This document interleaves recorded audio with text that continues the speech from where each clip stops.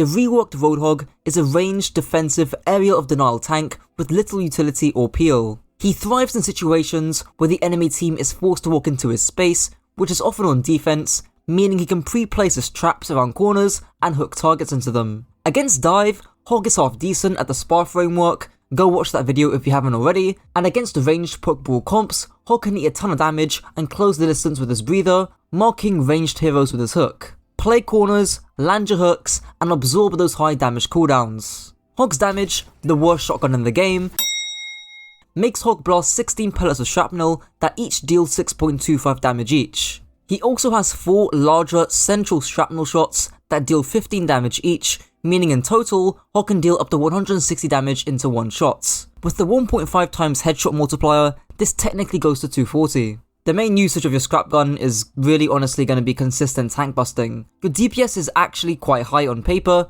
at 200, and the range on your 4 central shrapnel shots is not too bad, so keeping short to medium sightlines to burst down or pressure tanks, especially those with larger hitboxes like Ramattra or Reinhardt, is mainly going to be how you're getting value now. I'll talk about his one shot in the hook section. The last thing to mention is your trigger discipline. Especially against mobile targets, such as Tracer, it's not uncommon for hogs to completely whiff their entire clip and their hook onto them. The solution here is to just take an extra half a second to chill out and readjust your crosshair. Before I continue, if you want to get the best private coaching around, hit me up in the link below and check out my private coaching to see that I'm the real deal. Hog's first ability, no more one shots, makes Hog throw a chain at a target, pulling them into close range. The hook deals 5 damage with a 6-second cooldown and a max range of 20 meters. Let's get the elephant out of the room, your one-shot combo. Now there's a pretty big caveat with the one-shot, being that if you hit a good shot of shrapnel before the hook, the one-shot is basically guaranteed.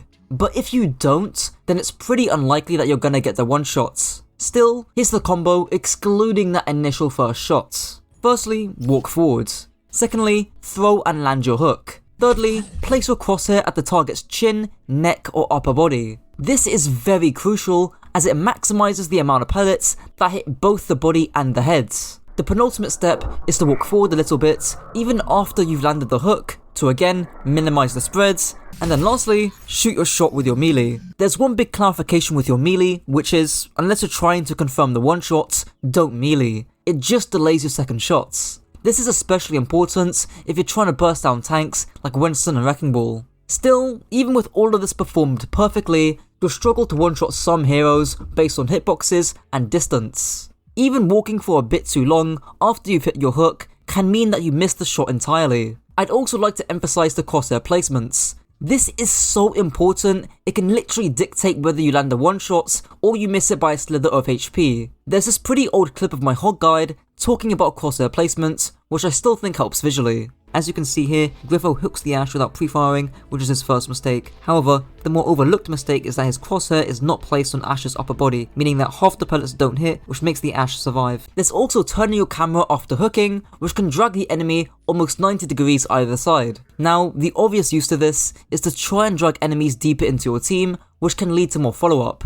But, as I'll mention in the Pig Pen section, you can actually use this to try and drag heroes directly into your Pig Pen around the corner. In terms of your target priority while you hook, you want to hook people who you think are easy to kill and or are dangerous. Before, easy to kill just meant whether you could one-shot them. Now that means whether you and your team can land significant follow-up on them and whether you get a better cooldown trade. For example, if you hook Queen and that leads to a shout being forced, that's a great cooldown trade. A 6-second hook for a 14-second shout is pretty darn good. There's also disrupting ultimates with Hook since it's hard CC. Saving Hook for Barrage, Blossom, Flux, Coalescence or High Noon are obviously good ideas in order to shut down a potential play. Lastly, just make sure you have enough ammo to follow up on your hook, which just means checking your ammo counts every so often. You don't want to hook someone and miss out on one-shots because you forgot to press R. Hog's second ability, the 2.5 second Transcendence, makes Hog heal himself for 200 HPS with a 40% damage reduction for up to 2.5 seconds. I'm not gonna lie, Breather is very self-explanatory. You literally just pop it to tank enemy aggression, it's not that complicated. Even if you're antied, the damage reduction still persists, and even if you get stunned, you just pop your breather the second after. The only additional nuance I can think of is that you don't want bad positioning to force bad cooldowns. In other words, if you're out in open space, tanking a bunch of damage, you're going to be using your breather a lot early on, whereas if you played more disciplines, you'd be dealing more damage and taking less of it too. You also want to find this balance between healing up damage that you just randomly take, while also not wasting too much of your breather. Hog's third ability, the worst 12-second ability in the game, makes Hog toss out a trap that when triggered, deals 60 damage on impacts and 30 DPS if you stay in the trap for up to 3 seconds. It also applies a 40% movement slow. There's one universal rule with your Pig Pen, and that's if you're pre-placing it, and that's a key if, it needs to be around a corner. I don't care if you use Pig Pen to mark a flank or fish for a one-shot. If you're not looking to get immediate value the second you throw your Pig Pen, it needs to be around a corner. Otherwise, it's just gonna get destroyed and you waste a 12-second CD. However, the question is, should you pre-place it? And the answer to that is, well, it depends. It depends mainly on whether you're holding space or taking it. So for example, here on New Queen Street, I pre-place my Pig Pen around the corner, and because I'm holding space defensively and the enemy team have to come into me, all I need to do is just hit the hook and drag them into the pen. Unfortunately, I'm bad at the game and I miss out the hook, but the theory is there. So in that example, I was pre-placing the Pig Pen to get a one-shot. But here's a few more different use cases on Hollywoods. Here, I've obviously got my Pig Pen pre-placed in this little bush over there.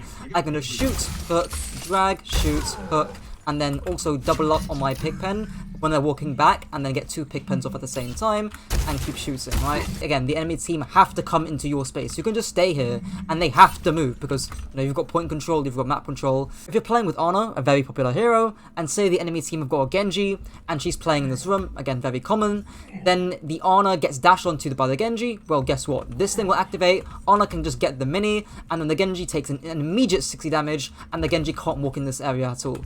Again, another great example. Another use case is to mark flanks or corners. So for example, if the enemy tracer wants to flank into a white room and she's not careful, she might actually end up hitting that Pig Pen, meaning that since she is slowed, I can get a hook, or more likely, if she's quick enough, she'll just recoil out of it. You can also put your Pig Pen here or somewhere in the back of this room too, to again mark this angle and mark this corner, and to deter people from actually peeking this in the first place. You can probably put it anywhere on the top of this desk, and again, they probably won't look at it, they'll hit it, they'll be marked, this entire space is now yours, they can't take it.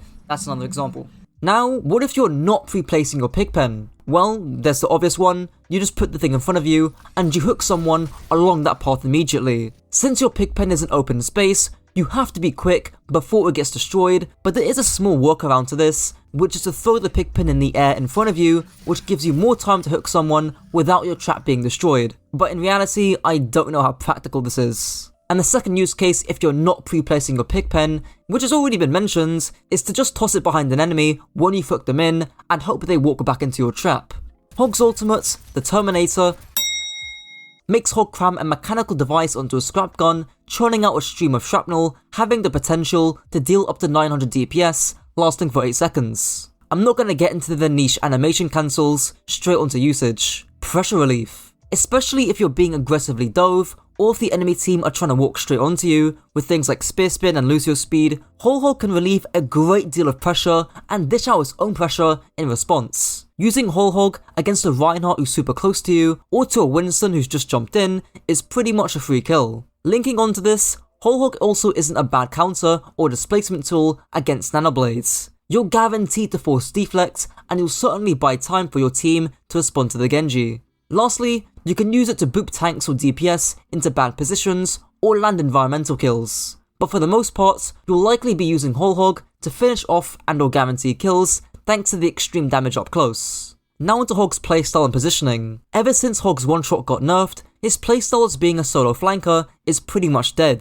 His playstyle is now much more of a budget Sigma, looking to spam, threaten, and mark ranged DPS threats from decent distances with your hook. This is pretty similar to what Sigma does, but you can also use your thickness and high damage to bully tanks up close. For example, on Colosseo Neutral, this is where I think Hog would be best. There's not many flanks available, so you don't have to worry about trying to one-shot flankers. The midsection is also very narrow and spammable, and you have plenty of cover to use so you don't feed, and enough cover to walk up and brawl the enemy tanks. On the Paul Shrine as well, you just control and mark the elephants. If a Sojourn, Cassidy, Soldier, or any threatening DPS hero wants to use that elephant to get a good angle, you just threaten that with your hook. On Sigma for reference, you'd be doing the exact same thing, but instead of a hook and a scrap gun, you have a shield and hyperspheres. The main issue with Hog in these scenarios is that it's quite easy to feed and get overwhelmed. I'm not sure how many of you have watched that Super TF video, but even on maps and scenarios where Hog should be good, he just got melted. Oh, fun! Really fun! Wow. Guys, I think Hog needs a rework. You haven't got a shield, you haven't got a Diva Matrix, bubbles, a grasp, a block, or a fortify. All you have is your breather. So make sure that when you want to push and take space, you do it decisively and you hard stick to corners and cover, getting ready to pop your breather at a moment's notice. Now onto Hog's tank matchups. I'm going to split this up into the dive tanks being Winston, Diva, Wrecking Ball and Doomfist, and the Pokeball tanks being the rest of the tank hero pool. Hog into the dive tanks. Now thankfully, this is easy and nice. I made an entire framework called Spar, which fits exactly into what you want to do here. You prevent the dive by poking out the enemy dive tanks with your scrap gun and fishing for hooks. You then absorb the dive with your breather and hooking anyone during the dive if you still have it. And then after the dive is done, you rotate upwards once abilities like Bubble and Pile Driver have been used. Now onto Hog against the Pokeball tanks. Now I actually don't think there's anything too special you have to do here. Obviously, soften up the tank from range before they want to brawl onto you, but your job is really looking to mark and threaten squishy heroes in a similar vein to how Sigma does it. If you're busy shooting a Mauga, while his Sojourn is being pocketed on an off angle, shooting the Mauga isn't going to win you the fight, hooking the Sojourn is. Of course, Whole Hog counters a fair few ultimates, like Arisa's and Mauga's, but don't fixate on that too much. And that's it for the guides. If this video helped to raise your gamer IQ, be sure to share it with your friends to also raise theirs, and get my coaching. Until next time.